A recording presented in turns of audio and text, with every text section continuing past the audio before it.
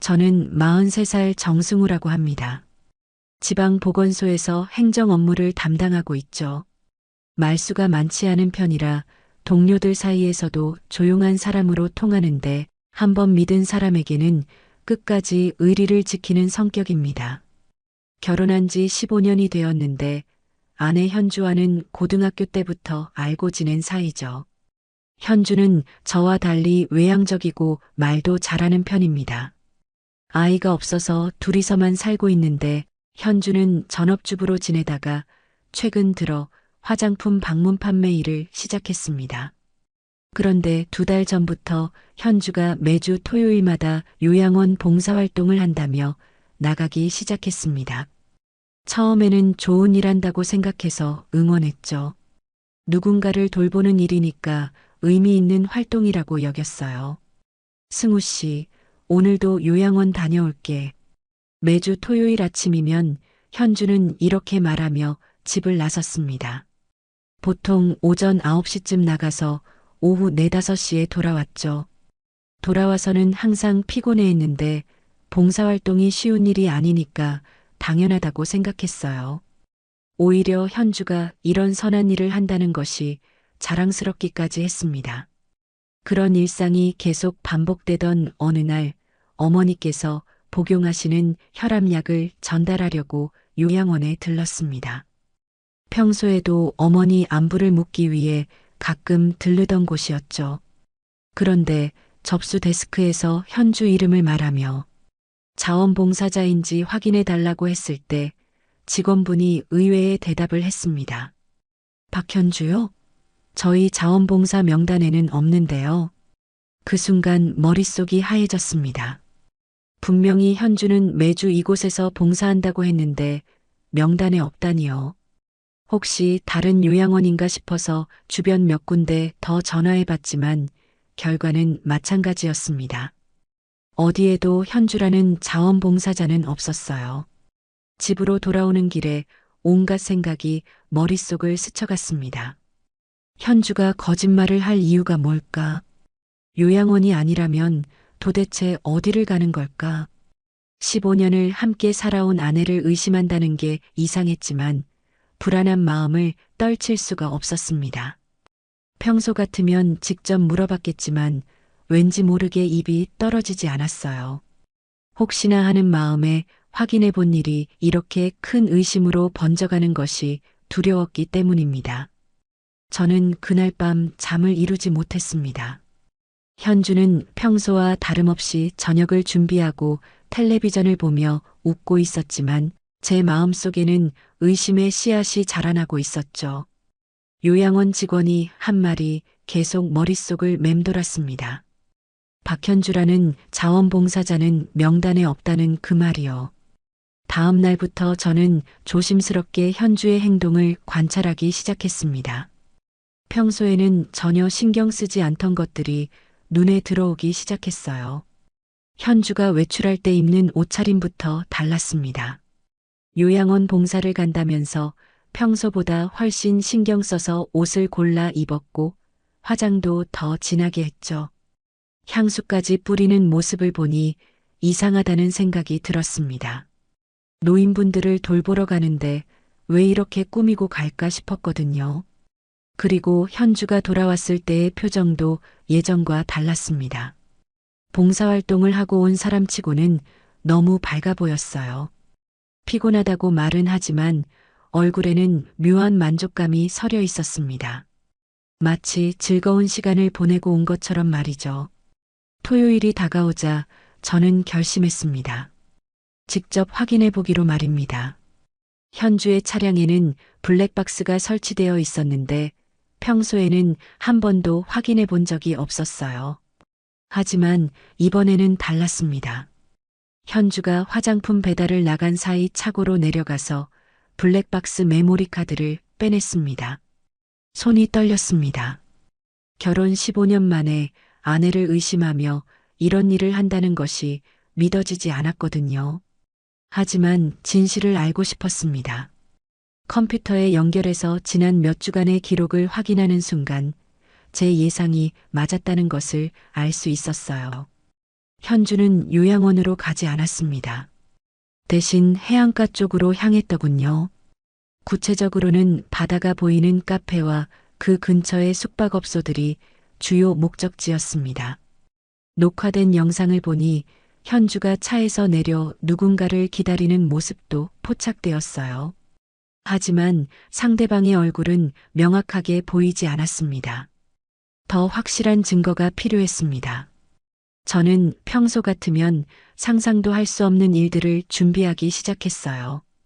인터넷으로 작은 녹음기를 주문했고 현주의 휴대폰 위치를 확인할 수 있는 방법도 알아봤습니다. 물론 이런 일들이 옳은지에 대한 고민도 많았지만 15년간 함께 살아온 아내가 저에게 거짓말을 하고 있다는 사실을 그냥 넘어갈 수는 없었어요. 며칠 후 녹음기가 배송되었습니다. 손톱만 한 크기의 작은 기계였는데 현주의 가방에 넣어두기에는 충분했죠. 그 다음 토요일 현주가 평소처럼 나간 후 저는 초조하게 기다렸습니다. 오후에 현주가 돌아온 후 녹음기를 회수해서 파일을 확인했어요. 처음에는 차 안에서 현주가 혼자 중얼거리는 소리만 들렸습니다. 그런데 중간부터 낯선 남자의 목소리가 들려왔어요. 이렇게 손 꼭 잡고 앉아 있으면 다시 살아있는 기분이야. 그 순간 제 심장이 멈추는 것 같았습니다. 분명히 남자의 목소리였고 현주와 매우 친밀한 관계라는 것을 알 수 있었어요. 하지만 더 충격적인 것은 그 목소리가 어딘가 익숙하다는 점이었습니다. 어디서 들어본 것 같은데 정확히 누구인지는 떠오르지 않았어요. 저는 더 이상 추측으로 살 수 없다고 판단했습니다. 다음 토요일에는 직접 현주를 따라가기로 결심했죠. 15년 결혼 생활에서 아내를 미행한다는 것이 얼마나 기괴한 일인지 알고 있었지만 이제는 진실을 알아야만 했습니다. 그 다음 토요일 아침 저는 평소보다 일찍 일어났습니다. 현주가 아직 잠들어 있는 사이 조용히 세면을 마치고 옷을 갈아입었죠. 마음속으로는 이런 일을 하는 제 자신이 한심하다는 생각도 들었지만 이제는 돌아갈 수 없는 지점까지 와버린 것 같았습니다. 현주가 일어나서 아침을 준비하는 동안 저는 평소와 다름없이 신문을 읽는 척했습니다. 하지만 글자 하나도 머릿속에 들어오지 않았어요. 온 신경이 현주의 움직임에 집중되어 있었거든요. 현주는 평소보다 더 정성스럽게 화장을 했고 옷도 여러 벌을 꺼내보며 고민하더군요. 오늘 일찍 출장 가야 해서 먼저 나갈게. 저는 현주가 준비를 마치기 전에 이렇게 말하고 집을 나섰습니다. 물론 출장 같은 건 없었죠. 현주보다 먼저 나가서 적당한 거리를 두고 기다릴 계획이었습니다. 집에서 몇 블록 떨어진 편의점 주차장에 차를 세우고 현주가 나오기를 기다렸어요. 9시 10분쯤 현주의 차가 집 앞에서 나오는 것이 보였습니다. 저는 충분한 거리를 두고 뒤따라갔죠. 처음에는 시내 중심가 쪽으로 향하는 것 같았는데 얼마 지나지 않아 방향을 바꿔 해안도로로 접어들었습니다. 블랙박스에서 확인했던 그 경로와 정확히 일치했어요. 약 40분 정도 달린 후 현주의 차는 바다가 내려다 보이는 한적한 호텔 앞에 멈춰 섰습니다. 저는 적당히 떨어진 곳에 차를 세우고 망원경으로 상황을 지켜봤어요. 현주가 차에서 내려 호텔 입구 근처에서 누군가를 기다리고 있었습니다. 그때 다른 차 한 대가 도착했습니다. 차에서 내린 남자를 보는 순간 저는 숨이 막히는 것 같았어요. 그 남자는 바로 제 고등학교 동창이자 절친한 친구인 이태성이었습니다. 몇 년 전 이혼 후 고향으로 내려와 요양원을 운영하고 있다는 태성이었죠. 현주와 태성은 서로를 보자마자 자연스럽게 포옹했습니다. 그 모습을 보는 순간 제 손은 저도 모르게 주먹을 쥐고 있었어요. 15년 결혼 생활 동안 현주가 저에게 해준 포옹보다 훨씬 다정해 보였거든요. 태성은 현주의 허리에 손을 올리고 현주는 태성의 팔짱을 끼며 호텔 안으로 들어갔습니다. 저는 차 안에서 한동안 움직일 수 없었습니다. 머릿속이 하얘지면서 아무 생각도 들지 않았어요. 아내의 불륜도 충격적이었지만 그 상대가 제가 가장 믿고 있던 친구라는 사실이 더욱 큰 배신감을 안겨주었습니다. 태성은 고등학교 때부터 함께 어울렸던 사이였고 결혼식 때 사회까지 봐준 친구였거든요. 얼마나 시간이 흘렀는지 모르겠지만 정신을 차리고 보니 제 손에는 휴대폰이 들려 있었습니다. 무의식적으로 태성에게 전화를 걸려고 했던 것 같아요. 하지만 전화를 끊었습니다. 지금 당장 감정적으로 대응하는 것보다는 좀 더 확실한 증거를 수집하는 것이 필요하다고 판단했거든요. 저는 호텔 로비로 들어가서 옆방을 잡았습니다. 다행히 빈 방이 있었고 운 좋게도 현주와 태성이 들어간 옆방이었어요. 벽이 얇아서 옆방 소리가 어느 정도 들렸습니다. 저는 휴대폰으로 녹음을 시작했죠. 처음에는 웃음소리와 대화소리만 들렸는데 점차 내용이 선명해졌습니다. 현주와 태성이 나누는 대화를 들으며 저는 분노보다는 깊은 실망감을 느꼈어요. 이들의 관계가 단순한 우연이 아니라 계획적이고 지속적인 것이라는 사실을 알 수 있었거든요. 2시간 정도 지난 후 복도에서 발자국 소리가 들렸습니다.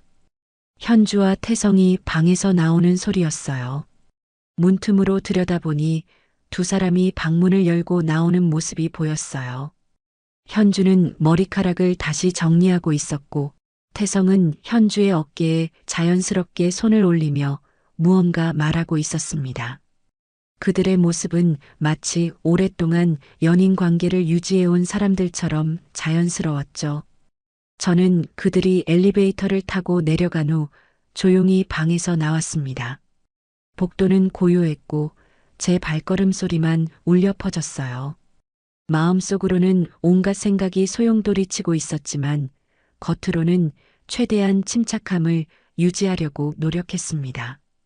아직 끝나지 않은 일이었거든요. 로비로 내려가서 창문 너머로 주차장을 내려다보니 현주와 태성이 각자의 차 앞에서 작별 인사를 나누고 있었습니다. 태성이 현주의 손을 잡고 무언가 말하는 모습이 보였어요. 현주는 고개를 끄덕이며 미소를 짓고 있었습니다. 그 미소는 제가 집에서 본 적 없는 밝고 행복한 표정이었죠. 두 사람이 헤어진 후 저는 현주를 따라 집으로 돌아갔습니다. 현주는 평소보다 조금 늦은 시간에 집에 도착했어요. 오후 5시 반쯤이었죠. 저는 이미 집에 와서 거실 소파에 앉아 텔레비전을 보고 있는 척하고 있었습니다. 다녀왔어요. 현주가 현관에서 신발을 벗으며 말했습니다. 목소리는 평소와 같았지만 얼굴에는 묘한 상기감이 남아 있었어요. 오늘 봉사활동이 어땠는지 물어볼까 하다가 그만두었습니다. 더 이상 거짓말을 듣고 싶지 않았거든요. 저녁 시간이 되어 현주가 음식을 준비하는 동안 저는 오늘 녹음한 파일을 이어폰으로 다시 들어보았습니다. 호텔 방에서 나눈 대화 내용이 선명하게 들렸어요. 그 중에서도 특히 기억에 남는 대화가 있었습니다. 승우는 몰라. 아직도 내가 매주 요양원 간다고 믿는 걸? 현주의 목소리였습니다. 태성이 웃으며 대답했죠. 조금만 더 조용히 해. 다 끝나면 당신이랑 시작할 거야. 그 말을 들으니 분노보다는 허탈감이 더 컸습니다. 이들의 관계가 단순한 일탈이 아니라 미래까지 계획하고 있다는 것을 알 수 있었거든요. 현주는 저와의 결혼 생활을 정리하고 태성과 새로운 삶을 시작할 생각이었던 것 같았어요. 저녁을 먹는 동안 현주는 평소처럼 요양원에서 있었던 일들을 지어내서 말했습니다. 어떤 할머니가 손을 꼭 잡아주셔서 감동받았다든지, 어떤 할아버지가 옛날 이야기를 들려주셔서 재미있었다든지 하는 내용들이었죠. 하지만 이제는 그 모든 것이 거짓말이라는 것을 알고 있었기 때문에 듣는 것 자체가 고통스러웠습니다. 오늘은 특별히 더 보람 있었어요. 새로운 자원봉사자분도 오셔서 많은 도움이 되었고요. 현주가 말했습니다. 아마도 태성을 두고 하는 말인 것 같았어요. 저는 고개만 끄덕이며 대답했습니다. 그래, 좋은 일 하고 있구나. 그날 밤 잠자리에서 현주는 평소보다 일찍 잠들었습니다. 아마도 오늘 하루가 피곤했을 것이라고 생각했어요. 저는 현주 옆에 누워 천장을 바라보며 앞으로 어떻게 해야 할지 고민했습니다. 이혼을 해야 하는 것인지 아니면 한 번 더 기회를 줘야 하는 것인지 판단이 서지 않았어요. 하지만 한 가지는 분명했습니다. 더 이상 이런 상황을 방관할 수는 없다는 것이었죠. 15년 결혼 생활이 거짓 위에 세워져 있다는 사실을 받아들이기는 어려웠지만 진실을 직면해야 할 때가 온 것 같았습니다. 저는 내일부터 본격적인 계획을 세우기로 마음먹었어요. 다음 주 토요일 저는 더 이상 기다릴 수 없다고 판단했습니다. 현주와 태성이 호텔에서 나오는 시간을 계산해서 그들이 나타날 때쯤 호텔 입구 앞에 서 있기로 했죠. 이번에는 숨어서 지켜보는 것이 아니라 직접 대면할 계획이었습니다. 현주는 평소와 같은 시간에 집을 나섰고 저도 조금 후에 따라 나갔습니다. 하지만 이번에는 미행하지 않고 바로 호텔로 향했어요. 지난주와 같은 호텔이었고 주차장에는 현주와 태성의 차가 나란히 서 있었습니다. 저는 호텔 입구에서 조금 떨어진 곳에 차를 세우고 기다렸죠. 오후 3시쯤 호텔 문이 열리며 현주와 태성이 나왔습니다. 두 사람은 서로의 손을 잡고 있었고 태성은 현주의 어깨에 팔을 두르고 있었어요.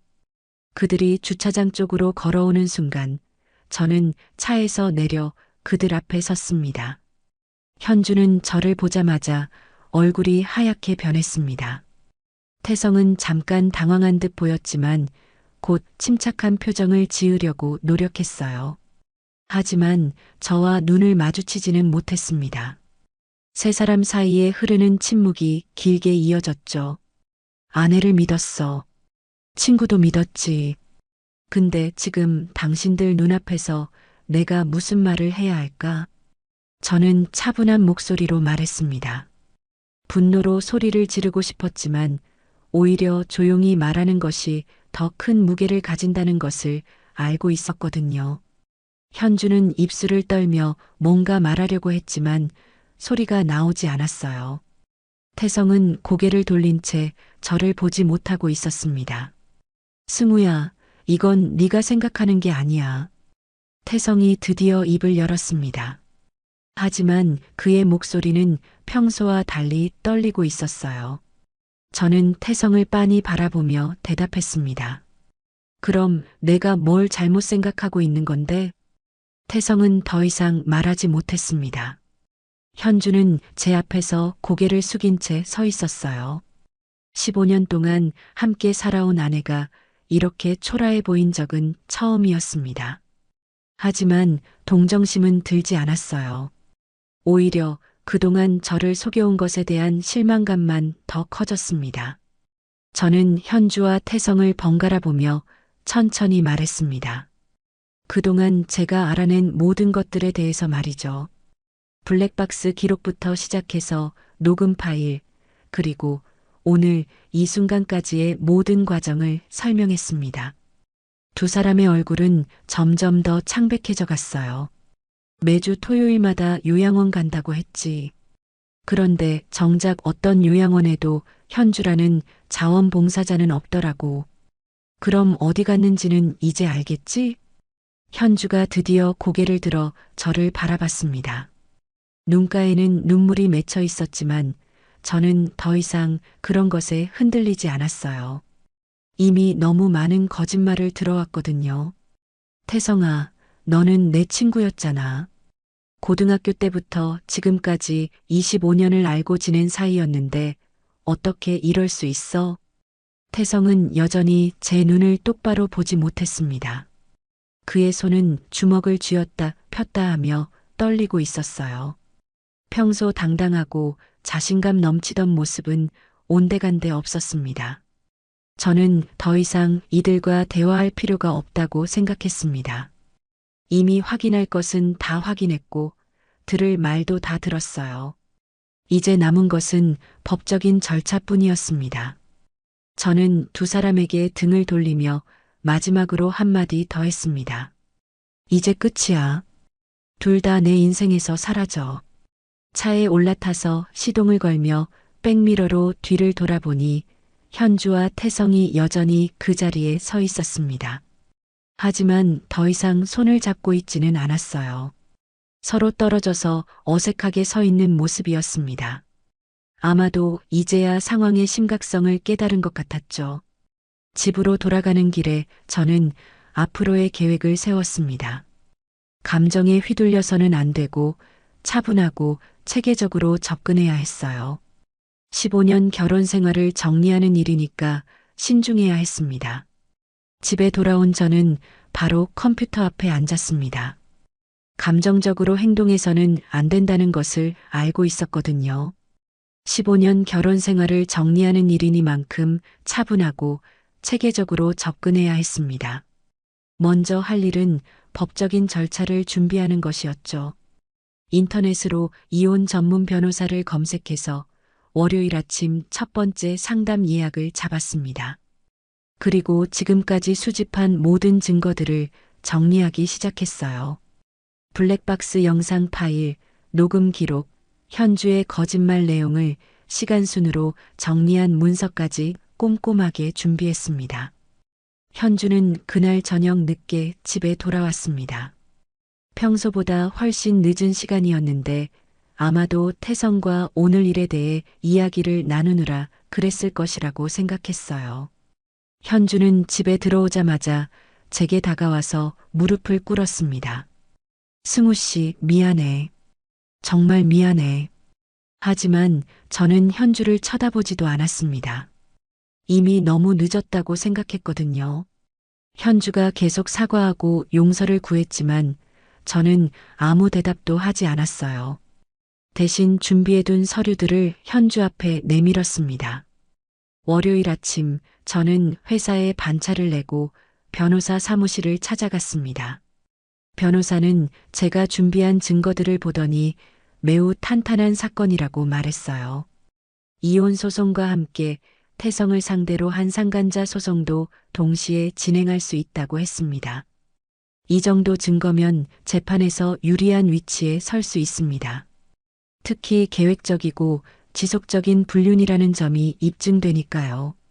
변호사의 말을 들으며 저는 복잡한 심정이었습니다. 법적으로 이길 수 있다는 안도감과 동시에 이런 일을 겪고 있다는 현실이 아직도 믿어지지 않았거든요. 하지만 이제는 되돌릴 수 없는 길이었습니다. 소송이 시작되자 동네에는 금세 소문이 퍼졌습니다. 특히 태성이 운영하는 요양원 쪽에서는 큰 파장이 일었어요. 요양원 이용자 가족들 사이에서 태성의 도덕성에 대한 의문이 제기되기 시작했고 몇몇 가족들은 다른 요양원으로 어르신들을 옮기겠다고 했습니다. 태성은 저에게 여러 번 연락을 시도했습니다. 전화도 오고 문자도 왔지만 저는 모두 무시했어요. 심지어 집 앞까지 찾아와서 용서를 구하기도 했습니다. 하지만 저는 문도 열어주지 않았습니다. 25년 우정이 이렇게 끝나는 것이 아쉽기는 했지만 배신은 용서할 수 없었거든요. 지역 커뮤니티에서도 태성에 대한 시선이 차갑게 변했습니다. 고향에 내려와서 나름대로 인맥을 쌓아가고 있던 태성이었는데 이번 일로 인해 모든 것이 무너져 내렸어요. 요양원 운영도 어려워졌고 결국 몇 달 후에는 문을 닫아야 했습니다. 현주는 소송 과정에서 재산 분할을 포기하겠다고 했습니다. 아마도 빨리 정리하고 싶었던 것 같아요. 저도 굳이 재산을 나눠 가질 생각은 없었습니다. 현주와 관련된 모든 것을 깨끗하게 정리하고 싶었거든요. 재판은 예상보다 빨리 끝났습니다.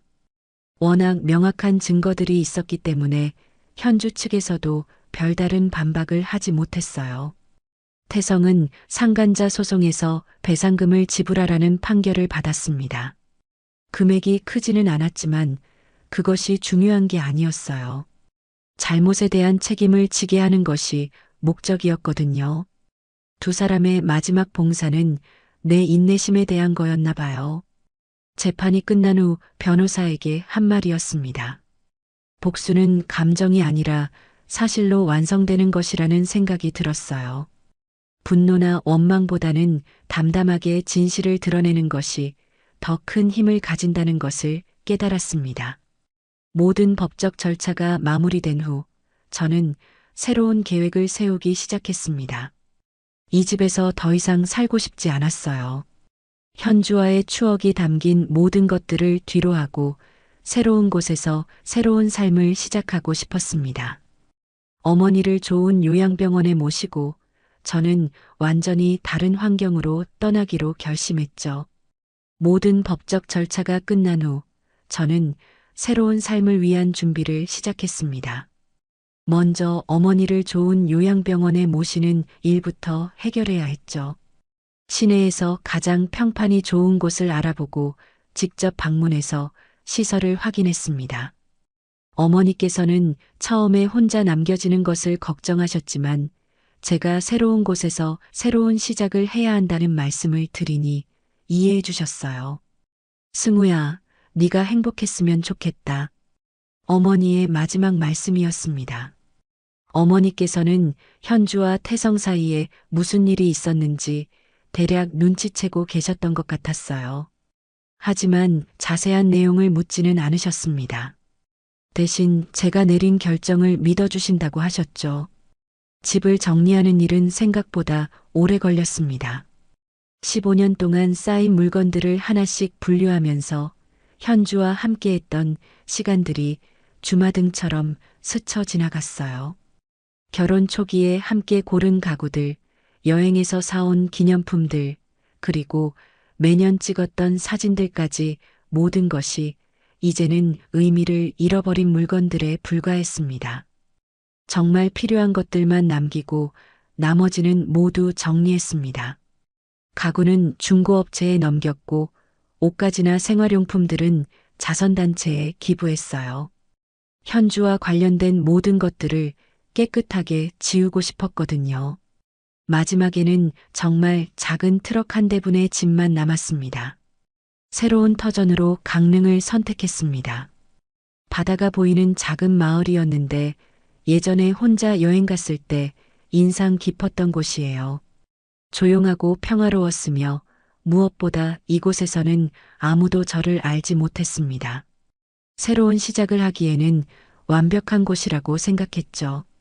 작은 원룸을 얻어서 이사를 마치고 나니 마음이 한결 가벼워졌습니다. 창문을 열면 바다가 보였고 파도 소리가 들려왔어요. 도시의 소음에 익숙했던 저에게는 신선한 경험이었습니다. 밤에는 별이 정말 많이 보였고 아침에는 일출을 볼 수 있었죠. 생계를 위해 마을에 있는 작은 책방에서 아르바이트를 시작했습니다. 책방 사장님은 60대 중반의 온화한 분이었는데 저의 사정을 자세히 묻지 않고 받아주셨어요. 일은 어렵지 않았습니다. 책을 정리하고 손님을 응대하고 가끔 배송 업무를 도와드리는 정도였죠.